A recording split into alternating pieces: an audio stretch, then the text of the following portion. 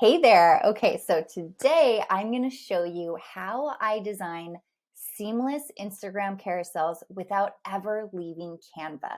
So you may have seen some tutorials where you would design your carousel within Canva, but then you have to move it to a third-party app, which will actually cut up the design for you.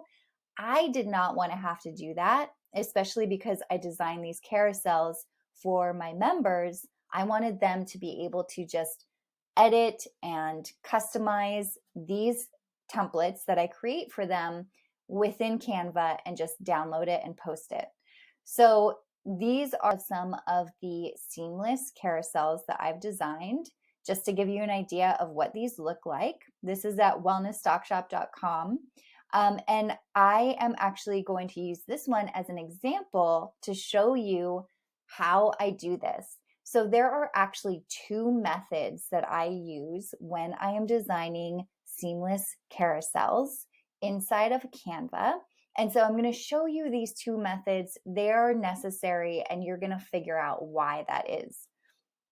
So I'm going to go ahead and jump over to the design. I've already opened it up for you. So you can see here, if I click here, here is what the design looks like. So I've got all of these crystals that overlap to different pages. So I'm going to show you, this is a really great simple design to show you how I do this.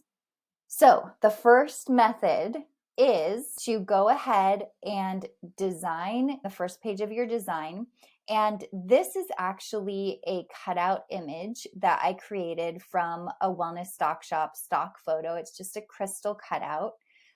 So I used this. I thought it made a really beautiful design. So I placed it here on the page. So this is how I would design the second page. I would go ahead and make a duplicate of this page. And then to get the crystal to be seamless with the first page, I would go ahead and click on this, and you're going to see that for this design, for this image, there is an option to actually drag this side in.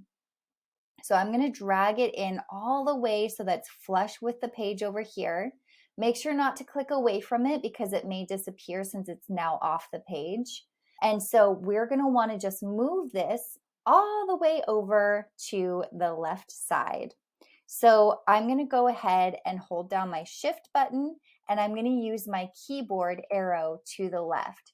The reason why I'm doing this is because we want to make sure that this element, this image, doesn't move up or down on the page. We want to keep it at the exact level as the other one.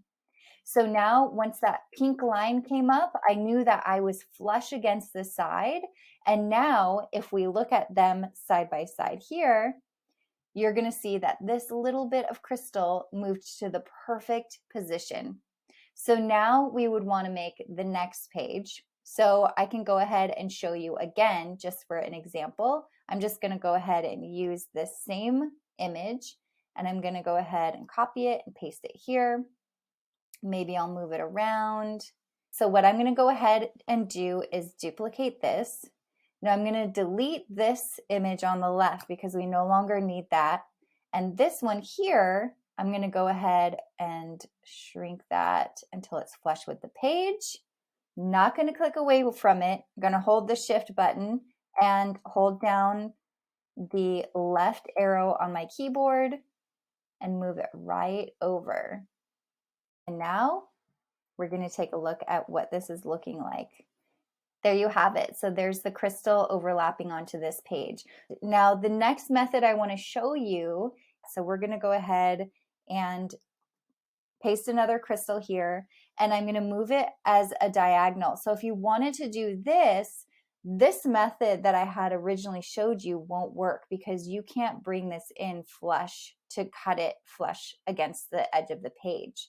So in this case, I would use my other method, and that is to add a rectangle or a square to the page. So I just went ahead and hit the R on my keyboard, which is a shortcut, but you can go over here to Elements, and you're going to find under Lines and Shapes, you can also add a square from right there or a rectangle, whichever.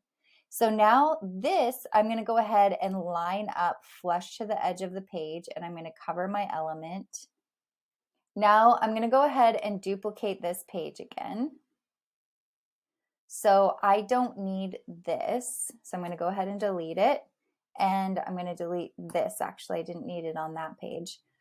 But we want to move this crystal, which is here now, over to the left-hand side. I'm going to go ahead and select both the crystal and the box right there. So all I did was I clicked down and then I dragged over and selected both of these elements. Now I'm going to do the same thing. I'm going to hold down the shift button and I'm going to hold down my left arrow and I'm going to move this all the way to the other edge of the page. So I know where to stop because I know that I want to get the square all the way off the page. So now you see it's all the way off the page, but my crystal is still there. And so now if we look at this, you see that it's at that angle and it worked perfectly. So you might want to add some of these shapes to your design. So let's go ahead and use this one. And you're going to see that it doesn't actually have the little tabs that allow you to drag the side in. So if I put this over here and I want to overlap it onto the next page, there's no way for me to drag the side in to go flush with this edge of this page so that I can then move it over. So that's why the second method also comes in handy. Not only if you want to put something at kind of an angle on your page, but also for the elements that you just can't drag the sides in. So in this case, again, I'm going to hit R, which stands for rectangle. It's the shortcut. And then I'm going to go ahead and add this to the page, just like this. Doesn't have to be perfect. And then I'm going to go ahead and duplicate this page. Again, I'm going to delete this one because it's no longer needed. I'm going to go ahead and select both of these. And then I'm going to hold down the Shift key and I'm going to move it all the way to the left. And I don't see any other bit of the square remaining, so it's all good. So now we can go ahead and check. Oh, I've got to delete this. Now we can check, and you can see how it's overlapping onto this page. So now we are creating a beautiful, seamless carousel for Instagram, all inside of Canva, so you never have to leave this. So now you can have fun adding as many elements as you want, overlapping onto the different pages. So there you have it. I hope this was helpful. If it was helpful, please give it a like, subscribe, and leave a comment below to let me know.